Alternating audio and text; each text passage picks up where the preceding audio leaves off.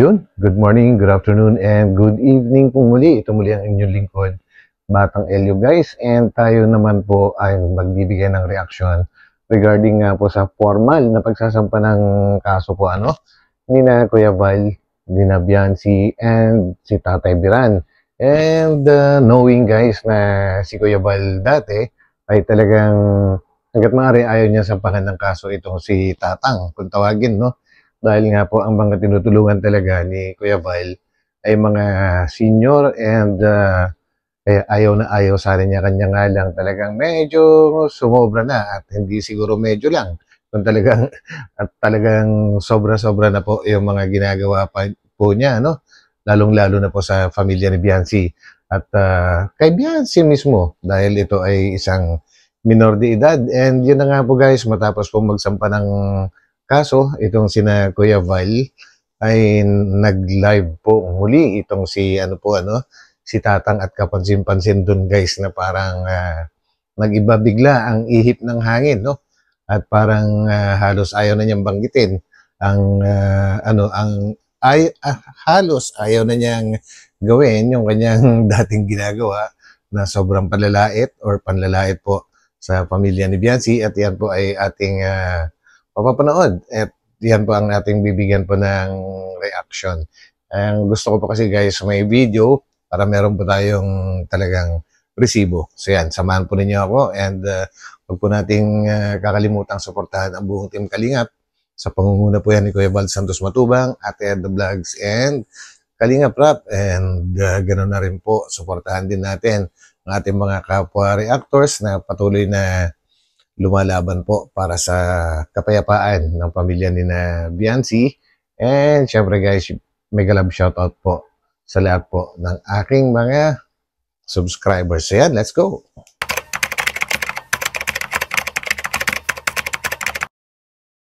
So yan po ha. Tatlong mga kaso. Ako, si Biancy sa kitatay niya. Para talagang hindi, maliban nun sa kung ilang kaso yung isasampa namin. Tatlong tao. Tatlo kayo. Kung tatlong kaso bawat isa, Siyam. So yun guys, no, hindi na rin nakatiis si Kuya Val, no, dahil dati sinasabi niya na hindi niya papatulan si Tatang. Gawa nga po ng isa na itong senior, no, at alam naman po natin kasi na si Kuya Val ay talagang mga senior ang mga tinutulungan niya. Pero dahil sobra-sobra na po ang mga pinaggagawa ni Tatang ay ito at talagang hindi na rin nakatiis na sumama sa pagkakaso. So, si Kuya Val guys, and ayun na nga, bali tatlo sila, no? Si Biancy, Kuya Val, and si Tatay Biran. And kung sakasakali ay magsasampa sila ng tig-tatlong kaso sa bawat isa sa kanila, ay magiging siyam. And nako, grabe, matindi itong kakaharapin ni Tatang guys. Piyansa ng isang kaso. Magkano piyansa sa isa? ha? Magkano ang piyansa sa isang kaso? 80. Pag mapasok siya 7610, Oh, 100. 100,000. Okay. Mamalupit yun kung sakasakali na talagang magtuloy-tuloy ito guys. Ang isang kaso, ang piyansa ay 100,000. Kung siyam na kaso yun, edi kulang-kulang 1,000,000, konti na lang 1,000,000 na po. So galing-galingan mo Tatang, ipagpatuloy mo pa ang iyong mga pambubuli at panlalait sa minor de edad. Yan. Ayos, Biancy, oh. Dito ka na, Biancy. Dito ka na. Para sure ball na magkulong natin yung balahurang yan. Binabalahura Grabe. kayo ay. Yun, si Biancy. Binabalahura kayo. Pambira yung matanda na yan. Isa naman na pinto. Saan pa tayo? So, dyan lang sa kabila. Sa may terminal. At ako na nagkasikaso ng demanda. Ipirma na lang kayo. Ay, di naman daw kasi na. Si itong balahurang bidiri ko. Ginawa sa inyo. Balahurang itatay mo. Nano mo yung mga video noon? Ha? Yung konti po. So yun guys, no, hindi pa pala ganong napapanood ni Biancy yung mga pinagsasabi ni Tatang. So ayan, at ipapa sa kanya ni Kuya Val. And halos dyan lang siguro malalaman ni Bianci kung gaano kabalahura, kung paano binalahura ni Tatang si Tatay Veran na kung ano-ano po yung pinagsasabi. Grabe po talaga yung si Tatang na yun. Ay matindi pagbalahura. Kaya pakinggan ko sa'yo ha. Matindi magbalahura. Akala mo ay walang kapintasan. Tika lang, tinan ko muna. Hawakan mo muna itong cellphone. Iharap ko sa'yo. Ayun, Yan. gandang Alam mo bata. magbalahura si Federico. Yo po, shout out Alam mo po. walang kamatayan. Siguro pakiramdam ni pakiramdam ni Tatang, isa siyang untouchable, gawa ng hindi siya gaanong pinapatulan po, kumbaga mga reactors lang din yung nakikipag-rebuttal sa kanya. Pero dahil below the belt na po yung mga pinagsasabi niya tungkol kay Bianci and sa pamilya. Ito na. At talagang tutuluyan na siya ngayon. Grabe yung kaya kung nagko-content lang siya, dapat wag yung content niya sobra masyado. Tama. Good morning, good afternoon po. Ayun. Pang address ko ha.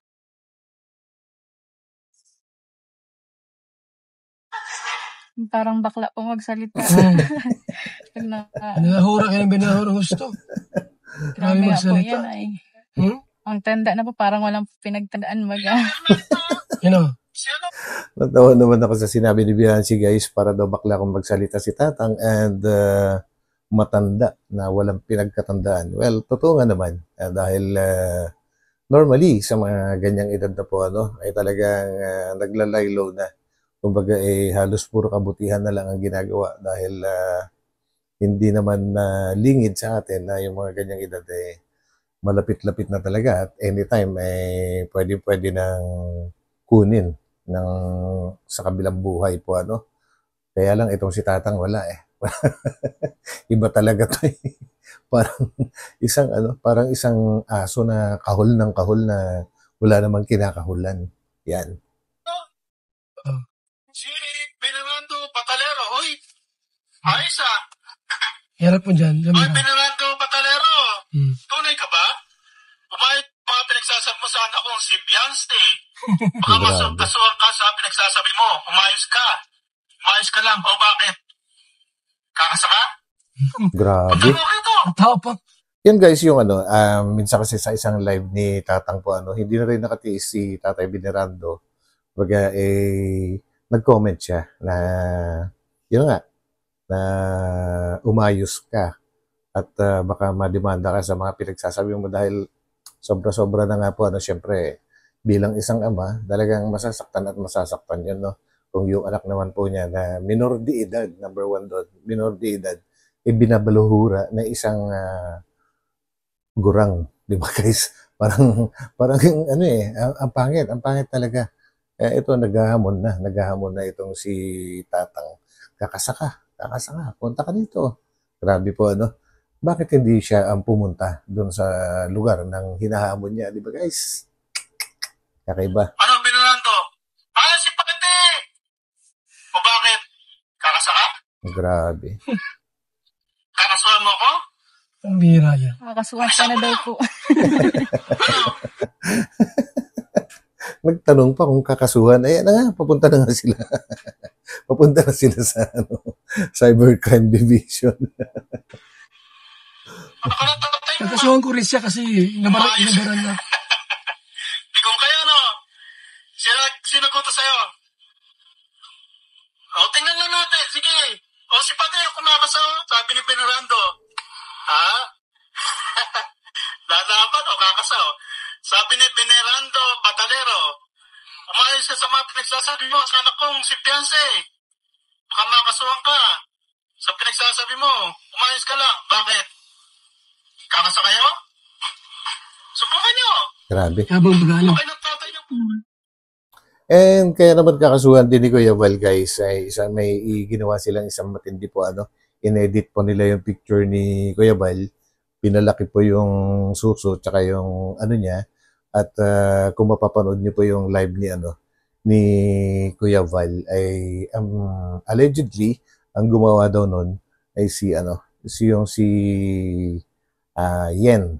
Yun po ang sinabi sa vlog po ni Kuya Val. So may mga kasamahan talaga si Tatang. Sa akin, okay lang naman po sana yung mga sinasabi niyang may galis daw po ako. Wala man po akong Hindi, galis pero hindi sa'yo. Pero yung mga sinasabi niya tungkol po kay mama, dun po ako naiinis sa kanya. Kumusta yung parabong natin, boss? Grabe talaga si Tatang. Parang daig pa yung itlog na itlog. Daig pa yung manok na hindi makapangitlog yung bunganga niya. Putak ng putak talaga eh. Ito nga, sabi ni Biancy, kung siya lang daw ang titirahan, okay lang sa kanya kasi puro naman hindi totoo yung mga sinasabi ni kung idinadamay pati yung mga magulang niya, hindi na talaga okay yun bilang isang anak. Di pagtatanggol din niya yung kanyang magulang, and ganoon din naman sa kanyang magulang, pagtatanggol din nila yung kanilang anak.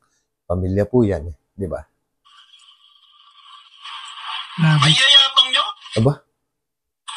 Baliktad. Mga tikon pa kayo? Ano, Benarando? Isan mo? Grabe. Bakit di mo kaya? Ito na nga. Kayanin. Eto na nga. Kasi Balsantos, tataranta sa akin, ikaw pa. Narinig nyo yun, guys. Kung si Bal Santos nga daw, natataranta kay Tatang. Si Venerando pa kaya. Naku, ang tapang talaga, guys. Palibhasa kasi, nagtatago. Kumbaga, hindi niya sinasabi yung kanyang totoong address. Kaya sobrang tapang. Pero malalaman kung saan siya nakatira. Sabi ni Bodo lang Kalingap, marunong pala magsulat ang tatay ni Biancy. Grabe. Sobrang panlalait pati yung guys, kakayahan ng tatay ni Biancy, ilalait. Kapag marunong daw pala magsulat ang tatay ni Biancy dahil nakapag-type nga po doon sa comment section. Grabe, matindi. Ay, naku, ewan ko sa inyo. Bakit? Ano binubuli? Pras! Bakit sino ba nang bubuli? Ay, ito na! Sige! Yung Kalingap ang bumubuli dyan eh. Pinabastos na yung anak mo, pinagtatagon pa yung Kalingap. Ano ka ng tatay mo? Subukan mo ko. Ano, galit ka? Lalo kitang asa rin. Ano, padi? Ano? Ha? Bundat ka na ba? Grabe. Ano? Malakas sa toma, no? Ano? Malakas sa punutan. Kala mo. Antindi guys, no? Parang kumbaga ay kung makapagsalita itong si Tatang ay kilalang kilala niya. Yung isang tao na pinagsasabihan niya, parang kapitbahay lang niya na sinasabihan niya, malakas tumoma, malakas mamulutan, at sinabihan pa na nagsasabong. Na hindi nga niya kilala yung mga taong inaaway niya. Banta-banta ka pa. O, titingnan natin. Yan. Subukan mo. Nagsasalita ng walang alak man. Yun, tama yun. Yung pagkakasabi ni Biancy, sa banggit ko lang guys, nagsasalita si Tatang na wala siyang kaalam-alam sa mga sinasabi niya at hindi niya kilala yung mga taong sinasabihan niya ng ganun. Nag-iimbento ba? Awan mo yung sponsor mo. Ako yung sponsor niyan. Yung kung kakasuhan, ha? Iyan, sino ba nang bubuli sa inyo? Yung Kalingap pa nang bubuli sa anak mo. Karama ko sa'yo. Grabe, pinagbintangan pa Kalingap ng bubuli kay Biancy. Ikaw hindi mo pa alam na Okay. magsalita pala. Tapos pag-vlog kayo na may galis. Ipapublic niyo pa. Titik-tik. Sir! Mark! Yes, ayos Biancy. Ay, dito na kayo! Dito na kayo! Dito na kayo, sir. May kayong ID? May kayong ID, no? Di bali. At, yung mga videos, ano naman na? Sa taas tayo. Hello po. So yun guys, dyan na rin pinutol ni Kuya Vile at dahil bawal nga po mag-vlog doon po sa loob ng opisina ng cybercrime po, And ito naman po, kung pakinggan naman po natin kung anong masasabi ni Nanay Hansel. Maraming salamat po sa sa lahat ng sumusuporta po kay Biancy. Pipilitin po namin na maano po yung karapatan niya, yung ano niya po para din po sa kanya, sa katahimikan niya, Tama. tsaka yun sa pagkatao niya po. Pilitin po natin na mabigyan po ng hustisya kami at yung anak po. Maraming salamat po. Talaga po. Saka ano po, sa lahat po ng sumusuporta. Kakayanin po namin ito para po sa hustisya ng anak ko. Yes. Thank you po sa inyong lahat. So yun guys, at narinig naman natin na papasalamat na si nanay, no? And yes, marami po kayong kakampinay. Huwag kayong mag-alala. And pakinggan po natin ulit yung sasabihin ni Kuya Val, guys. Ito. So paano yan, Federico? Kita-kits. Tulad ng mga nakasuhan kong iba, kita-kits sa daet. Ang gusto niya po, no? Walang magtago, huwag magtago. Huwag magtago. Ba't magtatago? Dapat matapang sa camera, abay matapang din sa live, dito, sa harap. Matapang sa camera, dapat po matapang din po sa personal. Tama. So yun guys, no? So natapos na po yung pagsasampa nila ng kaso. At makalipas lang po ng ilang oras, mga 2 lang yata or 3 oras, matapos magdemanda sina Kuya Val, ay muling nag-live po, nag-upload ng live si Tatang, at ito ay kakaiba na po yung kanyang mga sinasabi, guys. Pakinggan po natin. Okay. Mamunina! Shoutout kayo dyan. Gagawa muna ako ng pattern ng bulsa. Kasi, Ma'am Petty! Shoutout. Hindi mo na ako. So yan guys, no? Dati, umpisa pa lang yan.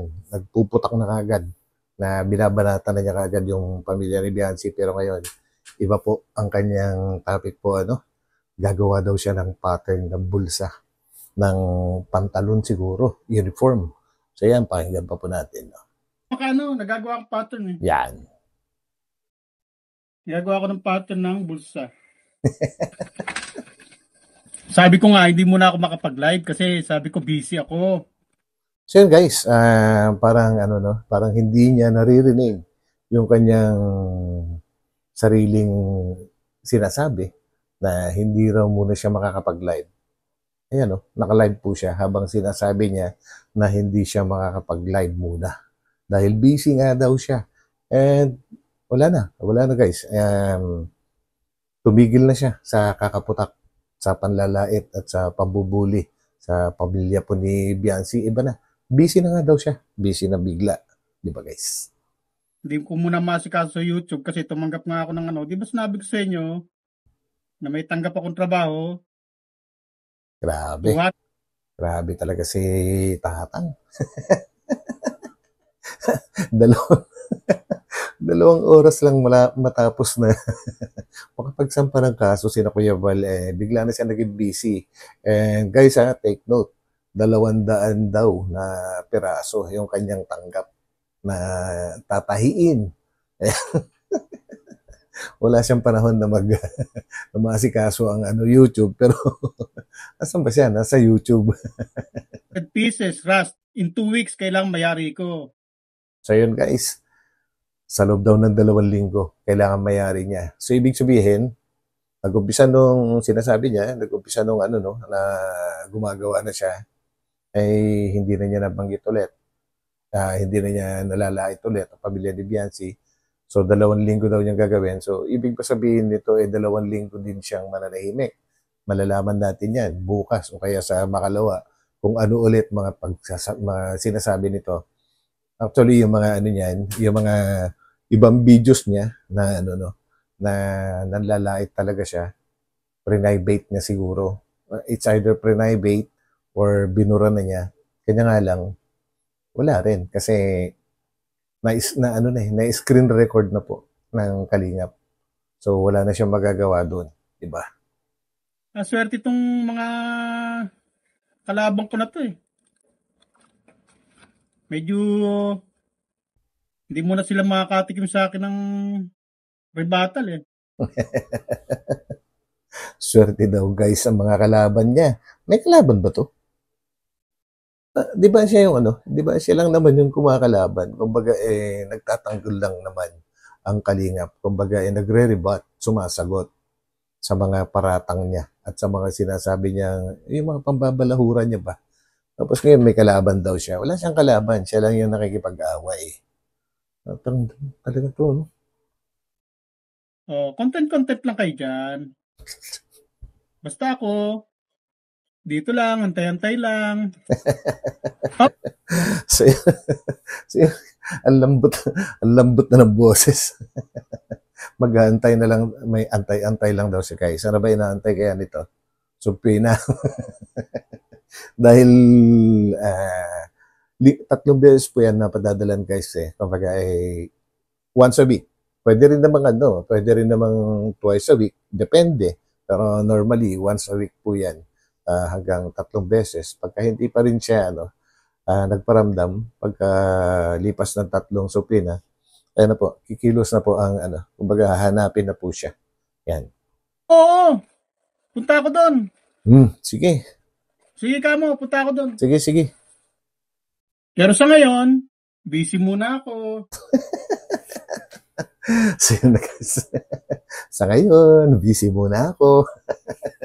And guys, dito ko na puputulin itong update po natin, no? And antabayanan po natin ang mga susunod na pangyayari kasi nag-uumpisa pa lang itong kwento na ito, no? Na magandang subaybayan. Tingnan natin ang mga kasunod na kabanata kung ano mga gagawin ni Tatang. And kung sakali magtuloy-tuloy ito, kailangan talaga ni Tatang ng malaking panggastos, guys. Yung palang pagbiyahe niya, papuntang Daet, pag-attend ng kaso niya, ay, magastos na kaagad yun. Kahit pa sabihin magko-commute lang siya, gastos pa rin yun. Kakain pa rin yan. At maaring titira pa rin siya ron. Kasi, kung 3 yung magkakaso, at tig-3 ng ikakaso, di siyam, sa loob ng isang buwan, di mga mga 9 na beses din siyang pabalik-balik sa Daet. So hindi lang gastos, kundi maraming masasayang na oras, di ba? Dahil naghahanap buhay din to eh. Kaya lang hindi nag-iisip, kumbaga nambubuli. Hindi na lang siya nanahimik, no? Kumbaga nanahi na lang ng nanahi. May mapapala pa siya. Ngayon, wala na. Pinatulan na siya. So yun guys, abangan po natin ang mga susunod na kabanata po. And ito muli ang inyong lingkod, Batang Elio. And guys, please naman, huwag kalimutan na pindutin yung like button. Kahit yun na lang.